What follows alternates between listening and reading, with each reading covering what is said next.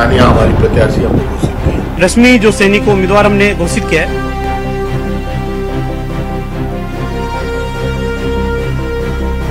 Party के प्रदेश नेतृत्व ने रश्मि सैनी को महापौर पद का प्रत्याशी बनाया।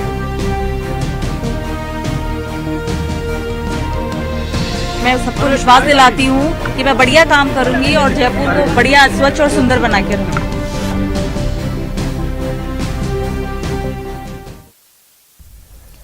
घमासान मचा है, घमासान ग्रेटर मेयर पर घमासान मचा हुआ है। नगर निगम ग्रेटर मेयर उपचुनाव से जुड़ी खबर है। कांग्रेस से 2 और प्रत्याशी नामांकन के लिए पहुंच गए। पार्षद राजूला सिंह और नसरीन बानो नामांकन के लिए पहुंची। ये बड़ी खबर आपको बता रहे हैं। देखिए, कांग्रेस ने अपना आधिकारिक प्रत्याशी की घोषणा कर दी और इसके बाद जानकारी मिल रही है कि 2 और प्रत्याशी जो कि कांग्रेस से बिलोंग करते हैं पार्षद, वो नामांकन के लिए पहुंचे हैं। पार्षद राजूला सिंह और नसरीन बानो नामांकन के लिए पहुंची हैं। देखिए, एक तरफ बीजेपी में कलह की तस्वीरें सामने आई और जिस तरह से वहां पर हंगामा हुआ, उस पर कांग्रेस ने चुटकी लेना भी तुरंत चालू की और उस पर वार भी किए। लेकिन इधर कांग्रेस के खेमे से भी अब कलह की खबरें आ रही है। अब ये रणनीतिक तौर पर किया गया है या फिर स्वेच्छा से हुआ है, ये सामने आना बाकी है। फिलहाल बड़ी खबर यही है कि कांग्रेस से 2 और प्रत्याशी नामांकन के लिए पहुंचे। पार्षद राजूला सिंह और नसरीन बानो नामांकन के लिए पहुंची। और देखिए, नामांकन का समय खत्म हो चुका है। 3 बजे तक नामांकन का समय था। 3:03 हो रहे हैं। इसका मतलब है कि नामांकन का दौर थम चुका है। अब नामांकन नहीं किया जा सकता। तो बड़ी इंटरेस्टिंग सिनेरियो बन रहा है। मुकाबला 2 लोगों के बीच में माना जा रहा था, कांग्रेस और बीजेपी, लेकिन अब दोनों ही पार्टी अपने भीतर भी जंग लड़ रही हैं। सीधा चलते हैं सहयोगी महेश दाधीच के पास। महेश, सबसे पहले अपडेट्स।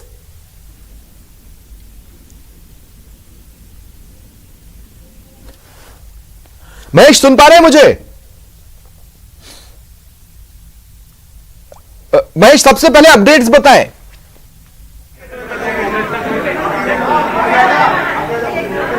तीन नामांकन हुए हैं।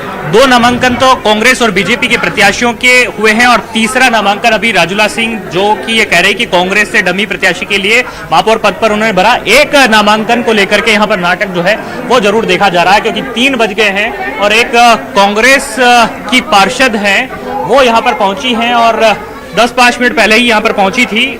मुश्किल से 5-7 मिनट का वक्त रहा होगा तब ये पहुंची है और ये इन्होंने आकर के यहाँ पर एक कहा है कि वे चाहती हैं कि जो नामांकन पत्र है उनका भी वो भी स्वीकार किया जाए। लेकिन अभी यहाँ पर 3 बजने के साथ में जो चुनाव कार्यालय है उसको बंद कर दिया गया। नसरीन बानो हैं, ये कांग्रेस की जो है यहाँ पर पार्षद हैं और यहाँ पहुंची हुई है। क्या हुआ मैडम, आप यहाँ पर नामांकन देकर के पहुंचे? उन्होंने बोला था कि आपका फॉर्म भर चुका है, आप पैसे ले आओ। पैसे लेकर अब उन्होंने बोला कि नहीं, आपको नहीं हो पाएगा। पहले तो बोला कि आपका फॉर्म भर दिया, आप पैसे जमा करा दो। मैं पैसे लेना है क्योंकि मुझे मालूम नहीं था कैसे लेके आना। आपको नामांकन भरना, आप कुछ देर पहले पहुंच सकते थे, क्यों आप? इमरजेंसी है मेरे को, मैं छोटवाड़े से हूँ, आपको पता ट्रैफिक बहुत रहता है वहाँ पे। ट्रैफिक की शक्ल में फंसी हुई थी। इन्होंने मेरे साथ में धोखा करा कि आप पैसे ले और मैं आपका फॉर्म तो भर चुका। मैं पैसे लेने लगी। अच्छा, आप कांग्रेस की पार्षद हैं? हाँ, मैं कांग्रेस की पार्षद। बताए, कांग्रेस के जो है उन्होंने यहाँ पर हेमा सिंघानिया को नहीं, नाराजगी कुछ भी नहीं है। तो फिर क्यों आपकी नाराजगी नहीं है? नहीं है, कांग्रेस है। हेमा सिंघानिया को उन्होंने सिंबल दिया है, तो फिर आप क्यों भरना चाह रहे हैं? तो क्यों, मैं माइनॉरिटी की उसी में भी आती हूँ, तो एक बार मैंने भी भरने की कोशिश करी। इसमें क्या बात है, भर नहीं सकती कि मेरा अधिकार नहीं है? तो मतलब हेमा सिंघानिया के नाम को लेकर के आप संतुष्ट नहीं है? नहीं संतुष्ट हूँ मैं। तो हम फिर पार्टी के साथ है, लेकिन क्या वजह क्या? वजह तो कुछ भी नहीं थी, मेरा खुद का कर रही थी मेरा, तो इन्होंने धोखा करा मेरे साथ में ही है। अच्छा, क्या बोला आपको? क्या उन्होंने ये बोला कि मैडम आपका फार्म हो चुका और आप पैसे लेके आ जाओ। मैंने कि मैं पेटीएम करा दूं, मैं बगैर से तो लाई नहीं। इन्होंने कि पेटीएम नहीं चलेगा। मैंने केस किसी और से लिया। हमने चलिए महेश, रहे आप मेरे साथ रहे, तो ये एक इंटरेस्टिंग तस्वीर वहां पर सामने आई है और इस बीच एक इंटरेस्टिंग तस्वीर, दिलचस्प तस्वीर कुछ देर पहले सामने आई थी। हालांकि किसी का दिल दुखा। देखिए, शील धबाई की बेटी का दिल दुखा और वो भड़क उठी। शील धबाई को बीजेपी ने अपना ऑफिशियल कैंडिडेट नहीं बनाया, यहां तक कि उनको कमरे से बाहर भी नहीं निकलने दिया। उनकी बेटी भड़क गई। उनकी बेटी ने कहा कि मम्मी आप जाओ और नामांकन भरो। कब तक भरोसा करोगे? भरोसा बार बार टूट रहा है बीजेपी पर। शील धबाई की बेटी का गुस्सा फूट पड़ा। हालांकि शील दबाई उन्हें मनाने की कोशिश करती रही, लेकिन खुद भी दुखी और रुआसी सी नजर आ रही थी। बीजेपी ने रश्मि सैनी को कैंडिडेट बनाया है। शील दबाई ग्रेटर निगम की कार्यवाहक मेयर है। दबाई को कैंडिडेट नहीं बनाने पर उनकी बेटी भड़क होना पड़ा है। पहला मौका था जब वो बड़ी दावेदार थी और सहयोगी सौरभ मेरे साथ जुड़ रहे हैं। सौरभ, क्या ताजा तस्वीरें हैं, क्या ताजा हालात है? अब तो 3 बज गए तो सभी को कमरे से निकलने भी दे रहे हैं। जी बिल्कुल, कमरे से निकलने दिया जा रहा है। चारों दावेदार जो है वो बाहर निकल गए और शील दबाई भी निकल गई, क्योंकि इस वक्त वो काफी भावुक जो है वो साफ तौर पर नजर आ रही है। उनके आंखों से आंसू जो है वो साफ तौर पर निकलते हुए नजर आ रहे हैं। ये बताता है कि किस प्रकार से आहत जो है वो शील दबाई जो है वो यहाँ पर हुई है, कि किस प्रकार से उनकी बेटी ने जिस प्रकार का रोज होता है। मैडम, काफी नाराजगी, आप भावुक क्यों हो रही थी? नहीं है, कुछ भी नहीं, नॉर्मल बात नहीं है भैया। बात क्या एफआईआर करवाएंगी? प्रताप सिंह खाचरियावास कह रहे हैं कि हाथ लगाकर उनको रोका गया, उन्हें कमरे में रखा गया, जाने नहीं दिया गया। वो कार्यवाहक मेयर है, उनके अधिकार है, वो एफआईआर करवाएंगी तो कार्रवाई करेंगे। आपको 3 बजे तक कमरा में क्यों रोकना पड़ा? चारों दावेदारों को ये भोजन की व्यवस्था थी पार्टी की तरफ से। भोजन, ये देखिए, ये कह रहे हैं भोजन की व्यवस्था थी। सब कुछ नॉर्मल है, आप क्यों उसको प्रोवोक कर रहे हो? सब कुछ नॉर्मल है, प्रोवोक ना करो। देखिए, तमाम बीजेपी सवाल ले लें। प्रताप सिंह खाचरियावास कह रहे हैं एफआईआर करवाएंगी तो कार्रवाई होगी, उन्हें जबरदस्ती रोका गया। साफ तौर पर यहाँ पर देखिए, ये अगर शील दबाई अगर खुद अगर बोले कि उन्हें रोका गया है तो ये बात हो सकती है, लेकिन अभी जो है वो मैडम क्या कहना चाहिए? ये नाराज है इन्होंने। क्या किस तरह से ये बात कर रहे हैं? शराब देने की बात अब सामने आ रही है।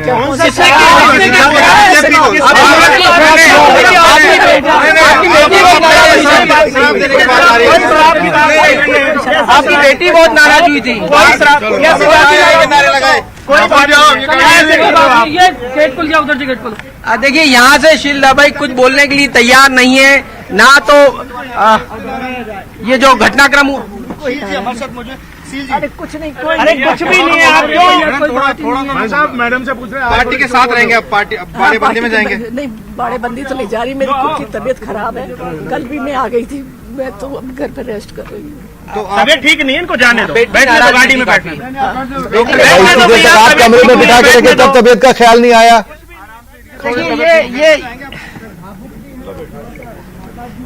ये देखिए, बिल्कुल सही कहा आपने, क्योंकि अब बीजेपी के जो यहाँ ऑफिस के जो कार्यकर्ता हैं वो उन्हें रोकने की कोशिश जो है वो कर रहे हैं कि वो कुछ बोल ना दे, लेकिन शील दबाई भी यहाँ पर कुछ बोलती हुई नजर नहीं आ रही। लेकिन उनके चेहरे पर आप देख सकते हैं किस प्रकार की मायूसी जो है वो यहाँ पर छाई हुई है और काफी एक तरह से आहत जो है वो यहाँ पर शील दबाई नजर आ रही है। और जिस प्रकार से उनकी बेटी ने जो है वो आक्रामक रुख दिखाया था, जिस प्रकार का रोष दिखाया था, ये बताता है कि किस प्रकार से बीजेपी में सब कुछ सही नहीं है। ये बीजेपी चाहे बहुमत का दावा जो है वो लगातार कर रही है कि बहुमत उनके पास है, लेकिन जिस प्रकार से 4 दावेदारों को 3 बजे तक नामांकन प्रक्रिया पूरी नहीं होने तक जो है वो कमरे में बंद रखा गया, ये साफ तौर पर बताता है कि किस प्रकार से अगर बीजेपी जो है वो मुश्किलों में जो है वो उस लिहाज से आ सकती है कि कहीं चारों दावेदार जो है वो कोई भीतरघात जो है वो न कर दे और संभवतः कोई नामांकन जो है वो न भर पाए। इस लिहाज से 3 बजे तक उन्हें बंद रखा गया और अब चारों दावेदार यहाँ से निकल चुके हैं। ऐसे में देखना होगा कि किस प्रकार से बीजेपी जो है वो बाड़ेबंदी करती है। क्या बीजेपी का कोई कद्दावर चेहरा वहां पर अभी भी मौजूद है?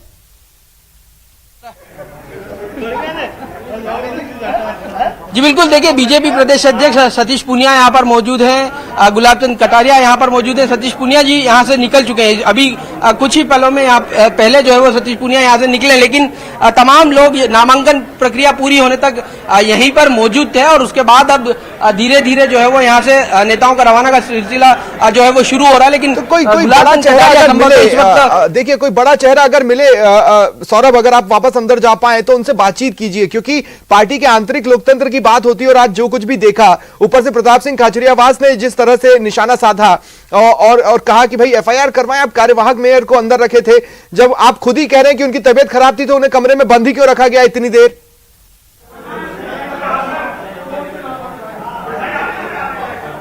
जी बिल्कुल, देखिए, बीजेपी का कोई बड़ा नेता इस वक्त यहाँ पर मौजूद नहीं है। नामांकन प्रक्रिया जैसे ही खत्म हुई उसके बाद सतीश पूनिया और गुलाबचंद कटारिया दोनों जो है वो यहाँ से निकल गए। उसके बाद कोई बड़ा नेता इस वक्त यहाँ पर नहीं है। और लेकिन जिस प्रकार से बीजेपी की ये कोशिश थी कि आखिरी वक्त तक जो है वो दावेदार किसी भी प्रकार से जो है वो बगावत ना कर दे, इस लिहाज से जो है वो इन चारों जो दावेदार थे उन्हें जो है वो कमरे में बंद रखा गया। और अब यहाँ से तमाम नेता जो है वो यहाँ से निकल चुके हैं। इस वक्त बीजेपी का कोई बड़ा नेता जो है वो इस वक्त यहाँ पर नजर नहीं आ रहा है। लेकिन चूंकि जिस प्रकार से भीतरघात का डर है, अंदर खाने कोई बगावत जो है वो ना हो जाए, उसका डर बीजेपी को सता रहा है। और यही कारण रहा कि इस प्रकार का घटनाक्रम जो है वो देखने को मिला। जिस प्रकार से शील दाबाई ने रैंडम रिएक्शंस ले, जो भी सामने आ रहा है उससे रैंडम रिएक्शंस ले और ये पूछे कि जो कुछ भी यहाँ पर आज देखा गया क्या वो ठीक है।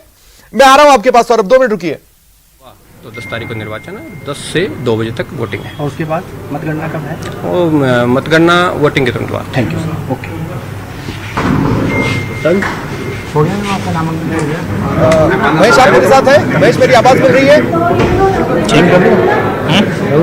क्या बता, अभी फ्रेम में जोड़ा तो था।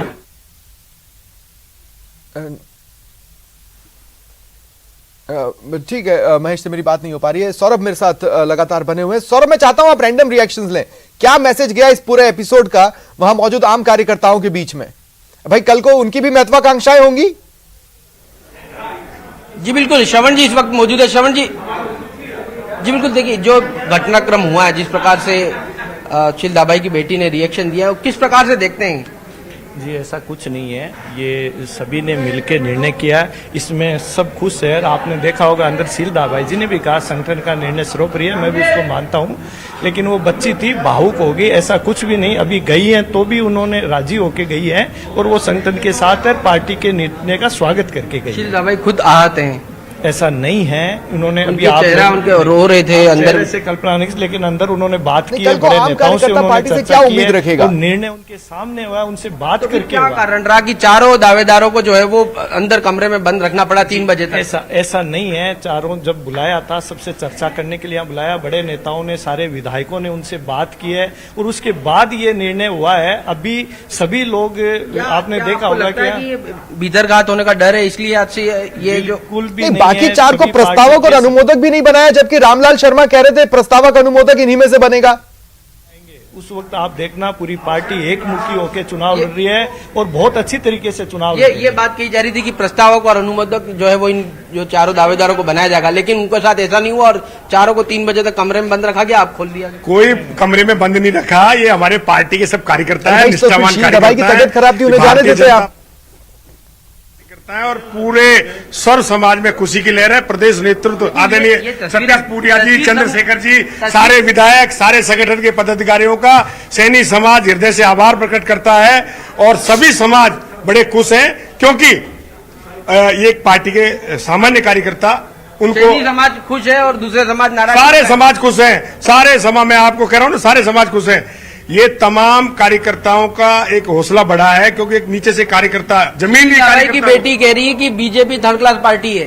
देखो शील दाबाई की बेटी क्या कह रही है मुझे जानकारी नहीं है, मैं उसमें जाना नहीं चाहता, लेकिन मैं ये कह सकता हूं शील दाबाई जी बहुत हमारी सीनियर लीडर हैं और सभी हमारे जो वरिष्ठ कार्यकर्ता उन्होंने मिलकर ये फैसला किया है। पहले कह चुकी, पहले भी उनको कमरे में बंद कर दिया और अभी कमरे में बंद, आज भी कमरे में बंद किया। ऐसा कुछ नहीं है, शील दाबाई जी हमारी वरिष्ठ कार्यकर्ता है। इस एपिसोड के बाद क्या इन लोगों को लगता है इनका भविष्य है पार्टी में? और निश्चित रूप से ये मैसेज जाएगा और आने वाले विधानसभा के घटनाक्रम हुआ है, जो घटनाक्रम हुआ है उसके बाद लगता है कि आराम से आपका प्रत्याशी जीत जाएगा।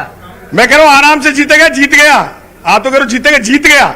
विष्णु लाटा प्रकरण दोहराया नहीं जाएगा, कोई विष्णु लाटा प्रकरण दूर दूर तक कहीं भी नहीं दोहराया जाएगा। कांग्रेस बार-बार यही कह रही है 170 से 80 नहीं, पर जिनसे आप बात कर रहे हैं उनको उनकी पार्टी में उनका भविष्य दिखाई देता है। कल को आज किसी के साथ हुआ, कल को इनके साथ हो सकता है।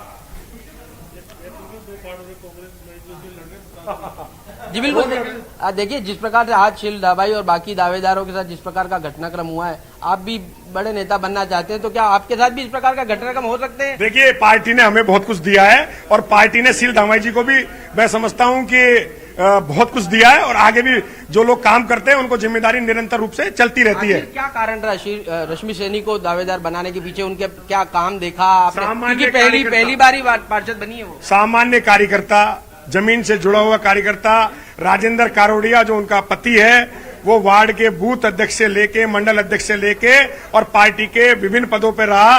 और मैं ये कहना चाहता हूं कि विद्याधर नगर नहीं, पूरे जयपुर में सैनी समाज की संख्या देखें तो भारतीय जनता तो ये परिवारवाद क्यों नहीं? चार विधायक यहाँ पर पहुंचे, पूर्व विधायक भी पहुंचे, क्या उनको भी मनाने की कोशिश की गई?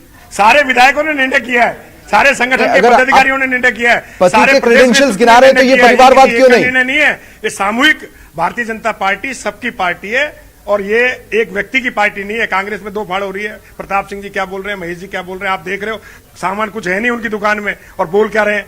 रश्मि सैनी जी को बनाने पर बहुत बधाई देना चाहता हूं, उनको और पार्टी के प्रदेश नेतृत्व का आभार प्रकट करना चाहते हैं। सतीश जी पूनिया साहब का, आदरणीय चंद्रशेखर जी का, तमाम हमारे संगठन के पदाधिकारी, तमाम हमारे विधायकों का, सभी सीनियर लीडर्स का बहुत बहुत बधाई, बहुत बहुत धन्यवाद। तो देखिए ठीक है सौरभ, लेकिन आज का ये पूरा जो एपिसोड है ये आप विश्वास मानिए अभी काफी समय तक दोहराया जाएगा, काफी समय तक इसे कोट भी किया जाएगा, टीवी डिबेट्स में भी बार बार ये इशू उठेगा। बड़ी अनकंफर्टेबल पोजीशन पर बीजेपी खुद को लेकर आई है, क्योंकि कांग्रेस में फूट की बात करती है और उसके सबूत के तौर पर कुछ घटनाएं बताती हैं। बीजेपी में फूट की बात भी कुछ सबूतों के साथ लोग रखेंगे।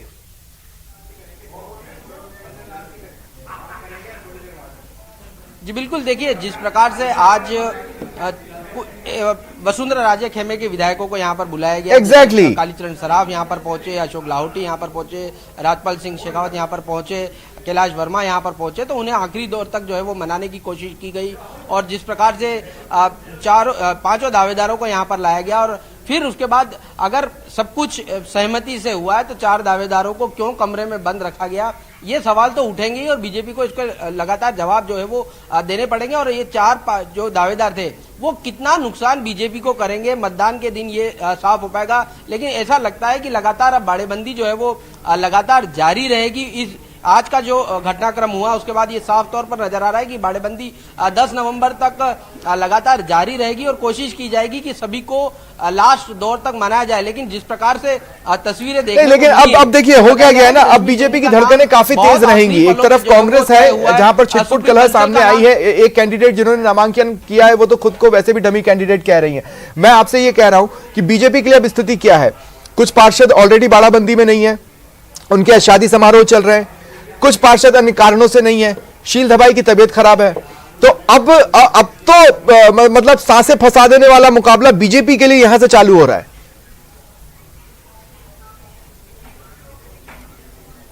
जी बिल्कुल, लेकिन देखिए ये अच्छी बात बीजेपी के लिए ये रही है क्योंकि उसने अपने बगावती जो तेवर दिखाने वाले पार्षद थे उनको जो है वो नामांकन नहीं करने दिया, उन्हें जो है वो बंद रखा। तो अब नामांकन उन्होंने किया नहीं है, इस लिहाज से साफ तौर पर ये कहा जा सकता है कि अब वो कांग्रेस के पक्ष में वोट करेंगे नहीं करेंगे या 10 नवंबर तक उन्हें आखिरी दौर तक जो है वो उन्हें मना लिया जाएगा। ये कोशिश जो है वो बीजेपी द्वारा की जाएगी। लेकिन रश्मि सैनी का नाम कैसे आया, ये एक बड़ा सवाल इस लिहाज से, क्योंकि रश्मि सैनी का नाम आखिरी दौर तक जो है वो नहीं था, बताया जा रहा था। नहीं, लेकिन ये फैसला आकस्मिक है क्या सौरभ? हमें ये भी देखना पड़ेगा। इससे पहले जब महेश दाधीच से हमारी बातचीत हो रही थी, सौरभ आपने भी सुना होगा कि कल तमाम जो दावेदार थे, जो प्रत्याशी पद की दौड़ में शामिल थे, वो सब कुछ ना कुछ मीडिया से बातचीत कर रहे थे, लेकिन रश्मि सैनी चुप थी। तो क्या उनको पहले से इशारा कर दिया गया था और बाकी ये सारी कवायद इसलिए की गई ताकि ये दिखाया जाए कि भाई पार्टी में लोकतंत्र है, हम आपको सुन रहे हैं, लेकिन फैसला संगठन के स्तर पर यह रहेगा?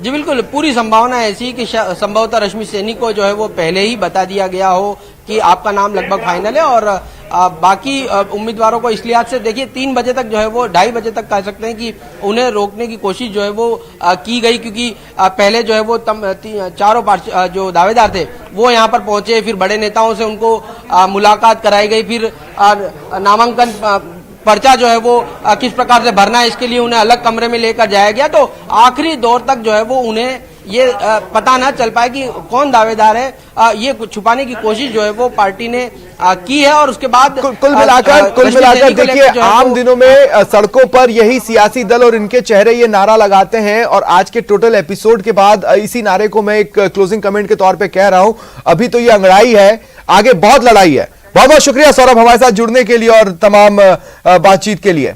फिलहाल इतना ही, नमस्कार।